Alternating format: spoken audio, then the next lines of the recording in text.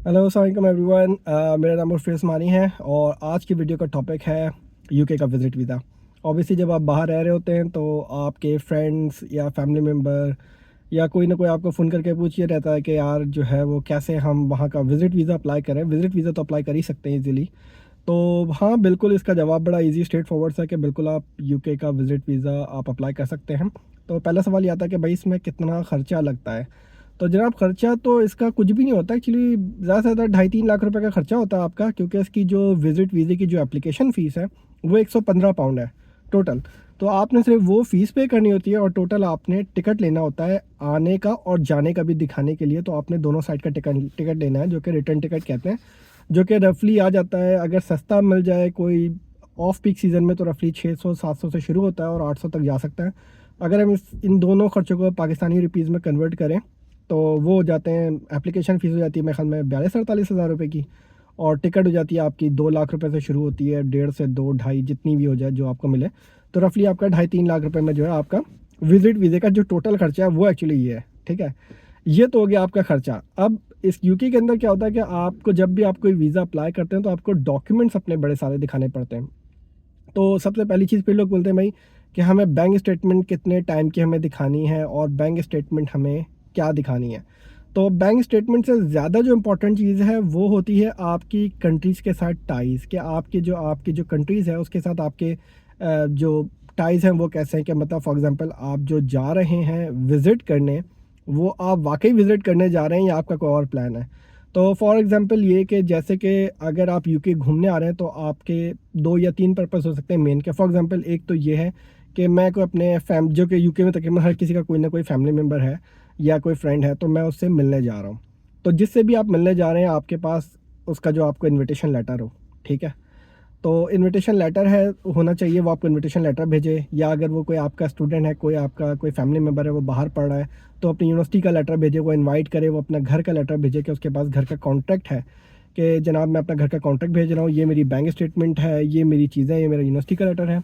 अगर आपका कोई बाहर का फैमिली मेम्बर फ्रेंड कोई काम कर रहा है तो वो अपनी जॉब का लेटर भेजे कि मैं यहाँ काम कर रहा हूँ, अपना बताए वो क्या काम करता है, घर का एड्रेस कॉन्टैक्ट दे कि भाई ये बंदा यहाँ है, मेरे पास आके रहेगा, और ये मेरा घर का कॉन्टैक्ट है, मेरे पास घर में जगह है, ये मेरी पे स्लिप है, ये मेरा टैक्स है, ये मेरा एन नंबर है, एवरीथिंग इन डिटेल। और मैं जो है इनको अगर स्पॉन्सर कर रहा है तो अच्छी बात है, नहीं स्पॉन्सर कर रहा तो फिर जो आपके जो पाकिस्तान में जो भी कोई है आपको अपनी बैंक स्टेटमेंट शो करनी है अपनी, कि आपके पास इनफ जो है फ़ंड है वो। और जो सबसे मेन चीज़ थी जो मैंने बीच में की थी वो थी कि आपके कंट्रीज़ का टाइज़ होना चाहिए। फॉर एग्ज़ाम्पल ये कि अगर आप बाहर जा रहे हैं तो आप वापस आएँगे। अब आपने टाइज़ कैसे शो करना है, फॉर एग्ज़ाम्पल अगर आप जॉब कर रहे हैं तो आपने अपनी जॉब का लेटर दिखाना है कि जनाब मैं तो जॉब कर रहा हूँ, मेरी कोई छुट्टियाँ मिली हैं 6 महीने की या 3 महीने की या 2 महीने की, तो आपको अपनी एम्प्लॉयमेंट लीव लेटर दिखाना है कि आपको छुट्टी मिली है। आपको अपनी 6 पे स्लिप दिखानी है पीछे से कि जनाब ये मेरी पे स्लिप है, ये मेरा एनआई नंबर है, ये मेरा कंपनी का लेटर है जिसमें मेंशन है कि जनाब मुझे छुट्टी मिली है, मैं वापस आ जाऊँगा। अब जो लोग जॉब नहीं करते वो फिर अपना बिज़नेस का दिखाएँ कि जनाब देखें जनाब ये तो मेरा अपना बिज़नेस है, ये मेरी कंपनी रजिस्ट्रेशन सर्टिफिकेट है, मेरा एक चलता हुआ बिज़नेस है, मैं सिर्फ विज़िट करने जा रहा हूँ, मैं विज़िट करके वापस आऊँगा, पीछे मेरी पूरी फैमिली है, मेरे घर बार है, मेरे बच्चे हैं, बच्चे स्कूल जा रहे हैं, मेरी बीवी है वगैरह वगैरह। अब जो लोग कुछ भी नहीं कर रहे वो फिर ये बोल सकते हैं कि जनाब मेरे घर में 10 लोग हैं जिनका मुझे ख्याल रखना है, बीमार हैं, एक्स वाई जेड, जो भी कोई मसला होता है, हर किसी के फैमिली होते हैं। तो आपने उनको ये बताना है किसी भी तरीके से कि आपने वापस आना है। ये सबसे इम्पोर्टेंट चीज़ है। अगर आपने ये क्लियर कर दिया तो यकीन जाने आपका वीज़ा लग जाएगा। ठीक है, तो सबसे इम्पोर्टेंट चीज़ हो गई, आपको बाहर से इनविटेशन आना चाहिए अगर आपका कोई बाहर वाला है, और आपने ये टाई शो करने अपने कंट्रीज़ के साथ कि आपने वापस आना है। वो अपनी किस तरह शो करना है मैंने आपको बता दिया कि आपका कोई भी कनेक्शन दिखाना है कि आप वापस आएंगे, क्योंकि आपकी ये जिम्मेदारियाँ, ये चीज़ है, ये जॉब है, एक्स वाई जेड जो भी कोई है, ठीक है। फिर आ जाते हैं हम बैंक स्टेटमेंट पे। बैंक स्टेटमेंट कितनी चाहिए, तो जनाब देखें कि इनकी वेबसाइट के ऊपर कोई कोई फिगर मेंशन नहीं है कि आपको इतनी बैंक स्टेटमेंट चाहिए, ठीक है। उन्होंने बोला आपके पास इनफ एविडेंस हो, इनफ फंड होने चाहिए। अब इनफ फंड का क्या मतलब है? इनफ फंड का मतलब ये है कि जनाब आप जितने दिन के लिए जा रहे हैं आपके पास खाने पीने का खर्चा हो वगैरह वगैरह, ये वो। फॉर एग्जांपल ये कि देखें जनाब मैं जा रहा हूँ बाहर घूमने, ठीक है, और मेरे अकाउंट में जो है वो 25-30 लाख रुपए पड़ा हुआ है। तो 25-30 लाख रुपए मैं कितने दिन के लिए जा रहा हूँ ये मैटर करता है। फॉर एग्जांपल मैं 6 महीने के लिए, मैं बताऊँ मेरा जनाब प्लान है 3 महीने का जनाब, ठीक है।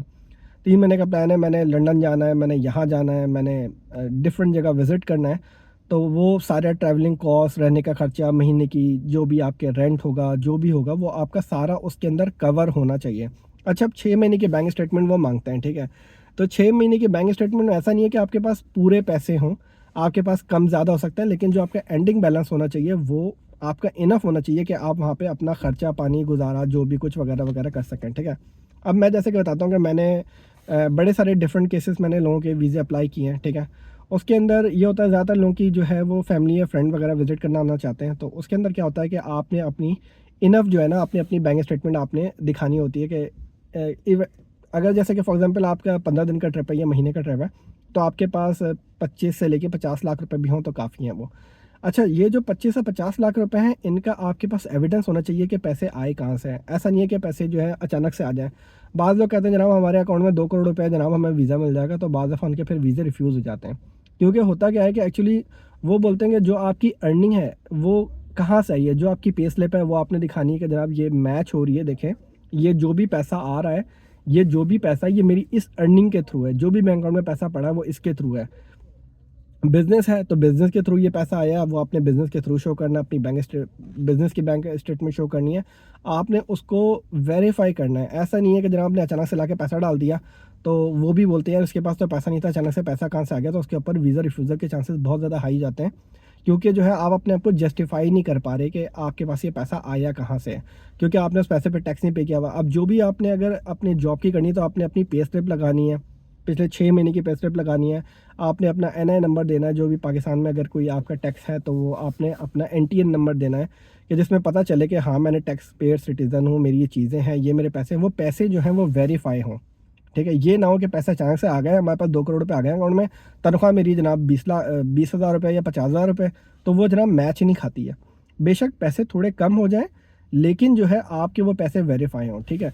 उसके अलावा ये कि बाज़ लोग वीज़ा अप्लाई कर देते हैं ये सोचे समझे बिना कि उनका जो पैसे हैं वो इतने इनफ नहीं है। वो बोलते हैं यार खैर ये हो जाएगा। भाई इस चक्कर में क्या होता है, आपको अपना पासपोर्ट गंदा करने वाली बात है। इस दफ़ा मैं आपको इस तरह क्या होता है, आपका वीज़ा लगता नहीं है, रिफ्यूज़ हो जाता है। तो प्लीज़ पहले अपने सारे डॉक्यूमेंट्स पूरे करें, फिर वीज़ा अप्लाई करें। तो मैं अब आपको स्टेप बाय स्टेप गाइड कर दूँ कि आप जो है कैसे वीज़ा अप्लाई करेंगे। सबसे पहले आपके पास अपना पासपोर्ट होना चाहिए जिसकी 6 महीने की वैलिडिटी होनी चाहिए। नंबर 2 ये कि आप जो है गवर्नमेंट की जो यूके गवर्नमेंट की वेबसाइट है वहाँ पर जाके अपना एप्लीकेशन फॉर्म फिल करेंगे। उसके बाद अपनी एप्लीकेशन फ़ीस पे करेंगे, उसके बाद वीएफएस से अपॉइंटमेंट लेंगे, जो कि आपको बायोमेट्रिक की अपॉइंटमेंट मिलेगी, आप वहाँ जाएँगे अपने डॉक्यूमेंट सबमिट करेंगे। डॉक्यूमेंट्स मैंने आपको बता दिए हैं क्या-क्या हैं। फॉर एग्ज़ाम्पल अच्छा ये तो हो गए वो लोग जिनको कोई ना कोई स्पॉन्सर कर रहा है। वो लोग जिन्होंने टोटली जो है टूरिज़्म के लिए आना है, मतलब उनका कोई जानने वाला बाहर नहीं है, कुछ भी नहीं है। वो बोलते हैं यार चलो यूके घूम के आते हैं, ठीक है? तो उसके लिए क्या करना है, आपको पूरी अपनी एक आइटिनरी देनी है, कवरिंग लेटर देना है कि जनाब मैं घूमने आ रहा हूँ यूके, ठीक है जनाब? मेरा प्लान क्या है? मैं जनाब फॉर एग्ज़ाम्पल ये कि मैं नेक्स्ट मंथ मैं 1 जुलाई को आ रहा हूँ यूके, ठीक है?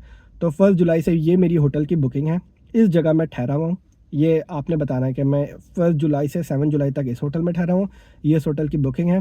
उसके बाद मैं यहाँ घूमने जाऊँगा, फिर मैं वहाँ से मैं एडिनबरा चले जाऊँगा, फिर मैं एडिनबरा से मैं लिवरपूल जाऊँगा, ये मेरी इस होटल की बुकिंग है, ये मेरा सेमिनार है, ये मैंने जो भी डिफरेंट प्लेसेस आपने विज़िट करनी है, लंदन आई विज़िट करना है, जो भी करना है, वो सारा प्लान आपका ऑर्गेनाइज़ हो, आपको दिखाया हुआ हो।